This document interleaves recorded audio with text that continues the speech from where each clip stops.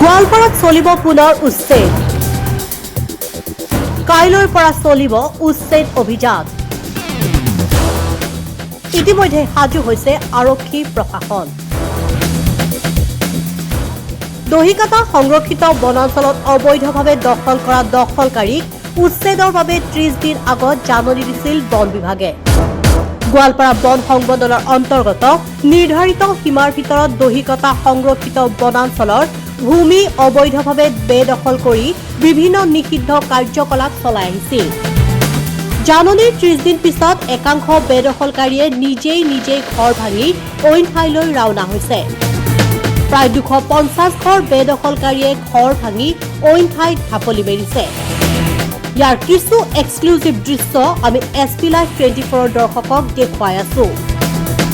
9 আৰু 10 তাৰিখত প্ৰশাসনে চলাব সৰ্ববৃহৎ উচ্ছেদ। প্ৰায় 1143 বিঘা ভূমি বেদখলৰ পৰা উদ্ধাৰ কৰিব প্ৰশাসনে। উচ্ছেদৰ বাবে সাজু হৈছে প্ৰশাসন। উচ্ছেদস্থলীলৈ ৰাওনা হৈছে কেইবা শতাধিক আৰক্ষীৰ দল।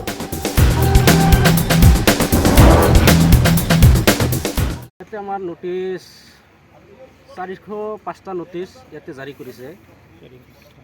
405টা নোটিছ জাৰি কৰাৰ পিছত আমি মানুহখিনি আতংক হৈ গৈছোঁ। যেতিয়া আমি ইয়াতে আহি ঘৰ সাজিছোঁ তেতিয়া আমি গমই পোৱা নাছিলোঁ যে এইখন জাগা দহিকটা বনাঞ্চল। যিদিনা নোটিছ জাৰি কৰিলে তাৰ পিছৰ দিনাৰ পৰা আমি জানিলোঁ যে এইখন দহিকটা বনাঞ্চল। ইয়াৰ আগতে আমি জানিছিলোঁ যে এইটো দশভূজা দেৱস্থান হয়। তাৰ প্ৰমাণ ৰেভিনিউ ভিলেজ দশভূজা দেৱস্থান, তাৰ অনেক প্ৰমাণ আছে। যিহেতু আমাৰ ইয়াতে চৰকাৰী বিদ্যালয়সমূহো আছে, পানীৰ আঁচনি আছে, ষ্ট্ৰীট লাইটবিলাক চৰকাৰে দিছে, GGM আছে আৰু DIT ঘৰবিলাক আছে। সকলো সুবিধা চৰকাৰে আমাক ইয়াতে দিছে। দেওয়া সত্ত্বেও কি কৰি আছে, এতিয়া আমি বোলে ৰাতাৰাতিৰ ভিতৰত আহি ইয়াতে ঘৰ সাজিছোঁ, কিছু দুষ্ট চক্ৰান্তমূলকভাৱে কৈ আছে। কিন্তু এটা ৰাতাৰাতিৰ ভিতৰত যদি আমি ইয়াতে আহি ঘৰ সাজিছোঁ, একদিন 2 দিন আহিতো ইয়াতে ঘৰ সাজা নাই। কমাচ কম এই মুৰব্বী এটা আছে 30 বছৰ ধৰি ইয়াতে বসবাস কৰি আছে। আমি যে আহিছোঁ ইয়াতে 20 বছৰমান হ'ল। ইমান দিন হৈ গ'ল, ফৰেষ্টাৰ, DIP, ৰেঞ্জাৰ, প্ৰশাসনৰ লোক সেইবিলাক ইমান দিন ক'ত আছিল?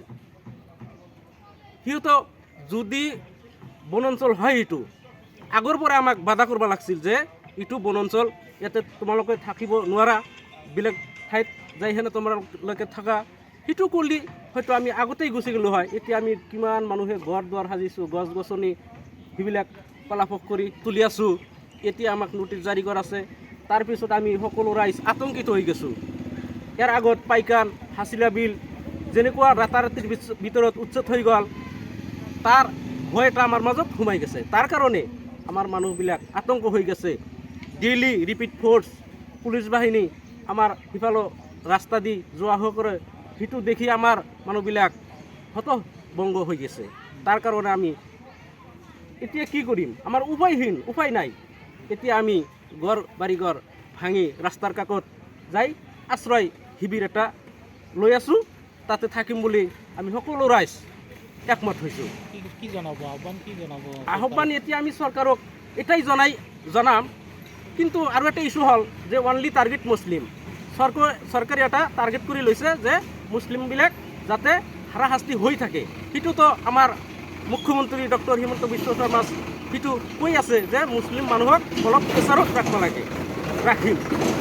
কিন্তু সেইটো কথা নহয়।